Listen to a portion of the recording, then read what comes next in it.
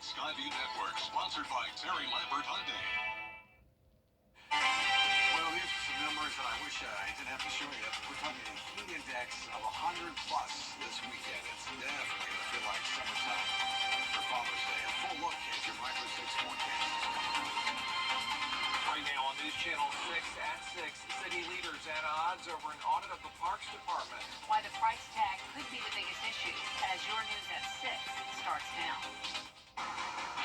Live from Television Park, this is WJBF News Channel 6 at 6. Good evening, everyone. I'm Jenny Montgomery. I'm Brad Means. Thanks for joining us as coverage you can count on begins with talk, but so far no action when it comes to an audit of the Augusta Parks Department. It's been 2 months since city leaders approved hiring a firm to look into questionable spending in the department. George Escala has the story.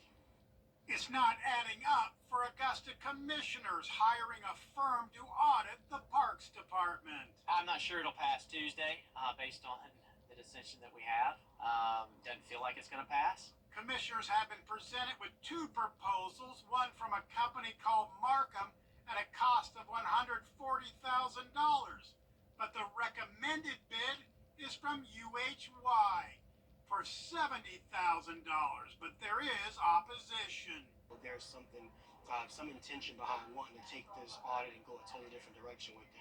And so my comfort in knowing that there isn't something silly going on is slowly walking away. Commissioners pointing out the Markham bid includes having a person in Augusta and the company doing 700 hours of work.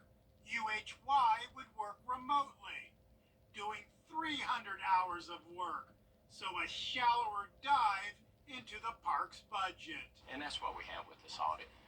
3 weeks to do 3 years worth of audit. We know what the end result's going to be. Nothing's going to be found. I think when you look at what it encompasses, having someone on site, double the amount of work, I think that's what we owe it to the taxpayers to do, is do that full audit even though it costs more. I don't think the audit is needed. I think our finance department has stock gaps in place. I don't think anybody's been misspent. We're looking for misuse, misspent money, and that's what we need to focus on. But first, commissioners need to agree on hiring a firm. In Augusta, George Escala, WJBF, News Channel 6. It is time now for our first check of the weather. Here's Chief Meteorologist Tim Miller. We get ourselves a pretty warm day, guys. Bearable, but by the weekend, that'll totally change, as we'll have a heat index pushing near 100 degrees plus. We'll talk about that and what that means for Dear Dad for Father's Day, all coming up in just a few minutes. Jenny, Brent.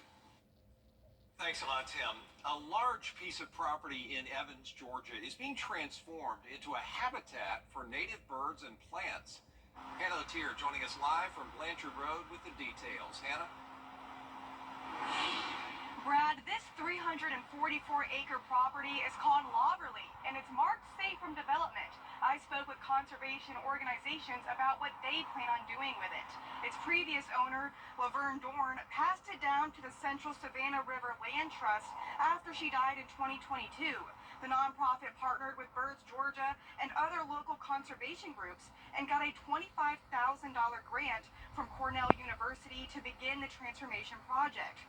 The first phase would be removing invasive plants on 11 acres of the property and planting native plants to draw in native birds and wildlife. Long-term goals include providing a space for events and recreation. So we want to play that role in the community, that as Columbia County continues to develop, that we don't develop everything, that we help save the areas that are most special, that have the highest environmental value, and that we give places for people to play, people to get outside. The first phase of the project will start in 2 days, and they have a year to complete it. And the public is invited to come out and help during the planting process. You can find out how to join at the Land Trust website or at WJBF.com. Live in Evans, Hannah Latier, WJBF News Channel 6. Hannah, thank you.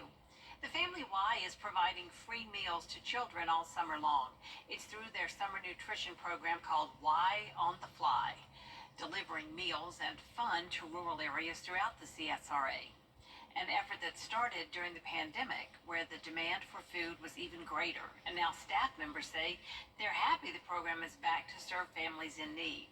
Staff members help prepare the meals and then pack vans for delivery.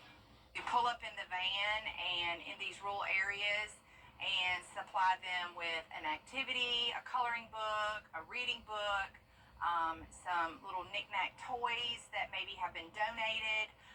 So they kind of get to pick from a box of something fun and then also get food. This year they're letting us do 3 to 4 days of meals in a bag. So we're doing breakfast and supper. Y on the Fly delivers to areas within Georgia and South Carolina Monday through Saturday. Well, the Joseph M. Still Burn Center at Doctors Hospital, now the first in the country to use a new technology to treat burn and wound patients. It's a procedure done by spraying a patient's own skin cells onto a wound. It's called Recelgo. Surgeons at the hospital recently used it. It is beneficial because it means less donor skin is used. It's a lot less painful for patients. The wounds heal faster and there are fewer procedures. We've always been looking the doctors that have worked here to improve the care of the burn patients, and we've done that. This is just the latest, I think, collaboration with industry to, again, just continue to improve that quality of care that we do each and every day here. You know, the Burn Center admits an average of 3,400 patients a year. You'll hear more about how the technology works tonight on News Channel 6 at 7. WJBF is celebrating our parent company, Nexstar's Founders Day, by giving back to the community. This year, we're marking the 28th anniversary by helping a local charity. News Channel 6's Kim Vickers has more from Lincolnton. Every June, Nexstar stations across the country celebrate our founding with a day of caring. We get together with local nonprofits and do things like collect monetary and product donations, help clean up efforts in parks, and even setting up for local events.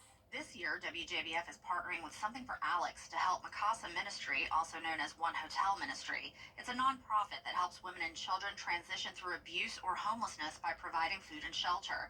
The organization is renovating an old hotel where these families can stay until they get back on their feet. We have a close working relationship with DFCS, the Department of Family and Children's Services. So we get some of our ladies through them, and they're very helpful in getting our ladies situated and helping them get out on their own. It's really a pleasure to work with this and to see lives get changed, because that's really what it's all about, is seeing lives get changed. For more information on One Hotel Ministry or to find out how to help, you can head on over to WJBF.com. In Lincolnton, Kim Vickers, WJBF News Channel 6. A special day for local nonprofits in Augusta. The Augusta Exchange Club holding its annual Donations Day. The event provides financial support to charitable agencies. And really, it's a day to see all of the Exchange Club's hard work from the year pay off. Well, the idea of the Exchange Club was for individuals to offer their time in exchange for the good of the community. And so today is the culmination of that year of working hard at a charity golf tournament in the spring, and then our annual Exchange Club fair in the fall. And so today we turn that volunteer time into dollars back to the community. Thanks so much to all of the agencies that were honored today. You all do such great work to help so many in this community. Coming up, a big decision coming from the Supreme Court. What justices ruled on the legality of the abortion pill. Next.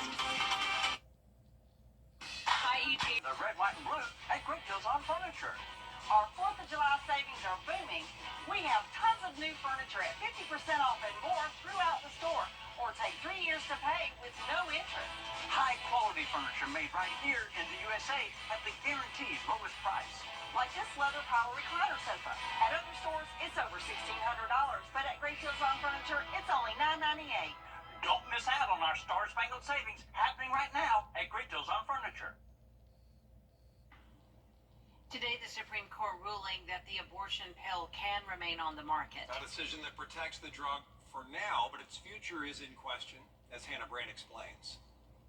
In a unanimous ruling, the Supreme Court rejected a lawsuit seeking to restrict access to the abortion drug mifepristone. The decision, based on a legal technicality, allows the FDA to continue its reckless disregard for women's health. Erin Hawley with the Alliance for Defending Freedom represented the plaintiffs and argued against FDA regulations that allow easy access to the drug. The justices didn't rule on the argument's merits, instead saying the plaintiffs don't have the legal right to sue. That leaves the door open for a future plaintiff to make a challenge and hopefully win on the merits. The decision means for now, people can still access mifepristone, which is used in about 2/3 of all abortions. But Melanie Israel with the Heritage Foundation calls the drug dangerous and says it lacks important safety standards. The status quo of, frankly, the wild, wild west of abortion pills is not good for women and girls. Abortion rights advocates argue mifepristone is safe and effective, but they aren't really thrilled about the ruling either. This is not a cause for celebration, because the reality is certain things are still not going to change. Vice President Harris argues too many women still lack access to abortions. 2/3 of women of reproductive age in America live in a state with a Trump abortion ban. And Senator Mark Warner says Republican lawmakers are working to roll back that access even further. The assault on women's health care and reproductive rights is still front and center. And abortion opponents agree this isn't over. We live to fight another day, and this is absolutely not going to be the last word. In Washington, I'm Hannah Brand. And Tim joins us now for another check of the weather. Yeah, here's the big story for this weekend. It's going to be the heat. Friday, Saturday, and Sunday. The highs on the left of the screen right. That's the feels like temperature. Bringing the humidity. Yeah, well over 100 in the forecast. We're putting our foot down. Something about the morning. They should do now. You know that I love you. Good morning, Augusta. Under Sheriff Roundtree's leadership, gang violence has been reduced. My major objective has always been to reduce crime and to protect our citizens. Keep Sheriff Roundtree as your sheriff. Let's bring it home with your vote on June 18th. A new study shows letting employees leave work early on Fridays could help to really improve their work-life balance. Duh!